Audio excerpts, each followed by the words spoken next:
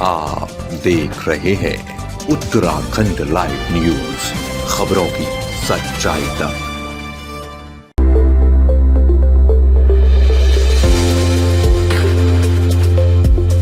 नमस्कार, आप सभी का स्वागत है उत्तराखंड लाइव न्यूज पर। मैं हूं आपके साथ अंजलि। लगातार आप देख रहे हैं कि निकाय चुनाव में लगातार उत्तराखंड लाइव न्यूज की टीम प्रत्याशियों के बीच में जा रही है और सीधा आपसे बातचीत करा रही है।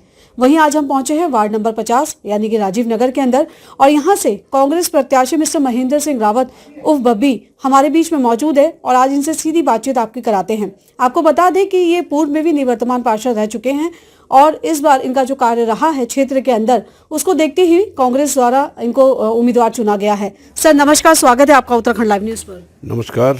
सर हम चाहेंगे कि सबसे पहले तो आप बताएं कि किस प्रकार से आप लगातार कैंपेनिंग में जा रहे हैं, क्षेत्र जनता से किस प्रकार का रुझान मिल रहा है, किस प्रकार से? जनता से रुझान अच्छा मिल रहा है, और क्योंकि हमने 5 साल और 1 साल 6 साल समझो, 1 साल निवर्तमान हो गए, 6 साल जनता के बीच में रहकर काम किया है, जनता के समस्याओं को प्राथमिकता दी है, जनता के बीच में रहे हैं, जनता की दुख सुख में शामिल हुए हैं, तो जनता से रिजल्ट जो है अच्छा मिल रहा है, परिणाम भी अच्छा होगा। बिल्कुल सर, मैं वहीं अगर बात करूं तो आप जिस प्रकार से बताया कि आप निवर्तमान पार्षद भी रह चुके हैं, तो हम जानना चाहेंगे कि किस प्रकार से इन 5 सालों में आपके द्वारा क्षेत्र में विकास किए गए हैं।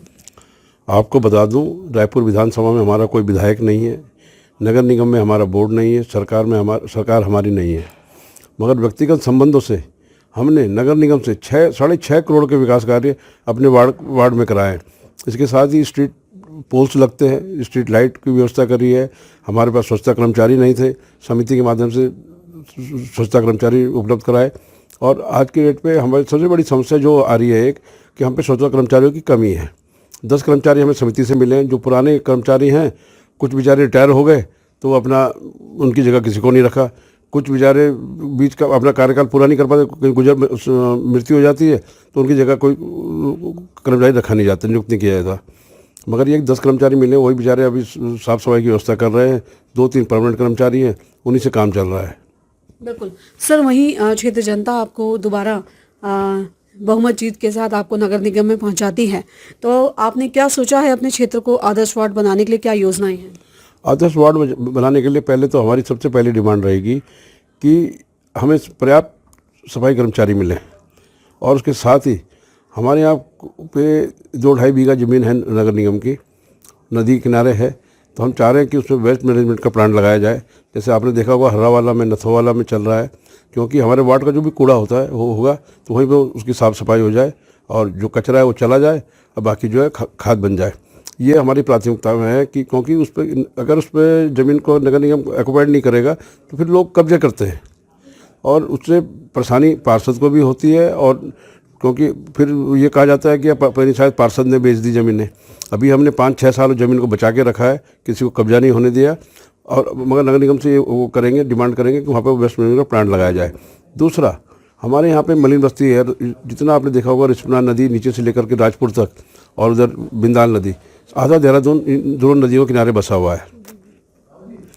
बीजेपी जब भी चुनाव आता है एक सिगोबा छोड़ती है कि हम इनका मालिकाना हक देंगे, उसी के साथ साथ उससे पहले एक वो आ जाता है कि भाई अतिक्रमण के नाम पे, कभी फ्लड जोन के नाम पे कि इनको हटाया जाए। हमारा तो कहना है पहली बोर्ड बैठक होगी, हमारा बोर्ड आएगा तो हम उस पर डिमांड रखेंगे। पहली बोर्ड बैठक में एक लाइन का प्रस्ताव जाना चाहिए सरकार को कि भैया इनको मालिकाना हक दिया जाए। दूसरी बात, हमारे पास कुछ एरिया ऊपर वैसा भी है, पॉश इलाका भी है, मगर वहाँ पे हमारे पास ड्रेनेज की कमी है, नालियों की निकासी नहीं है।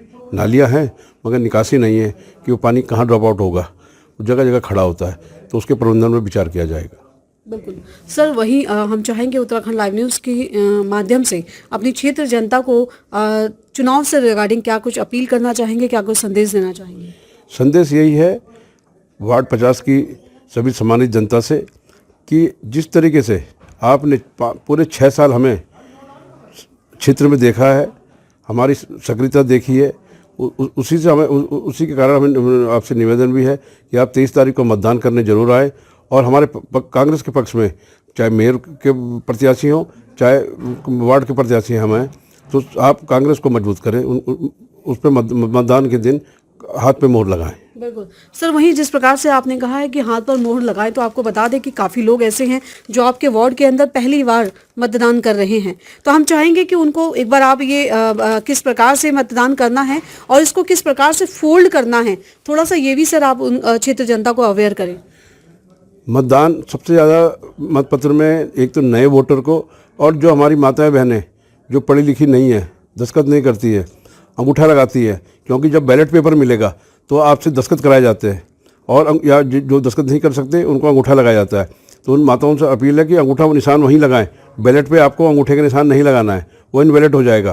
दूसरी बात, ऐसा बैलेट मिलेगा सफ़ेद रंग का जो कि पार्षद के लिए है, तो आपने उसमें जहाँ पे हाथ का निशान होगा उसके बीचों बीच मोहर लगानी है, और उसको इस तरीके से फोल्ड करना है कि जो निशान का इम्प्रेशन है वो किसी दूसरे खाने में न चला जाए, और ऐसे आप फोल्ड करेंगे और इसे बॉक्स पे ड्रॉप आउट कर देंगे। बिल्कुल। तो सर किस प्रकार से ये देखा आप लोगों ने, सभी क्षेत्र जनता ने, कि सर ने जो बताया है किस प्रकार से क्षेत्र जनता से अपील की है कि उसको इस तरीके से फोल्ड किया जाए, और आप सभी उत्तराखंड लाइव न्यूज़ के सभी दर्शक देख रहे हैं कि जिस पे भी आप निशान लगाएंगे तो इसको इस तरीके से फोल्ड करना है, और सीधा आपने ये चीज़ें देखी हैं। तो बहरहाल सर, उत्तराखंड लाइव न्यूज़ पर जुड़ने के लिए आपका आज बहुत बहुत धन्यवाद सर। धन्यवाद अंजलि, और लाइव न्यूज़ के माध्यम से सबसे निवेदन है कि आप वोट करने अवश्य जाएं। बिल्कुल। तो सभी दर्शकों ने सुना कि किस प्रकार से हम लोग राजीव नगर के अंदर वार्ड 50 के अंदर पहुंचे थे, और सर ने बताया कि किस प्रकार से उनकी जो अपील है, क्षेत्र जनता उनको अगर जिता के लाती है तो उन्होंने सबसे बड़े प्राथमिकताओं पर उन्होंने क्या क्या अपने मुद्दे रखे हैं वो भी आपने सीधा सुना। तो बहरहाल अभी के लिए इतना ही काफ़ी। अपने सहयोगी के साथ अंजलि पासवान की एक खास खबर।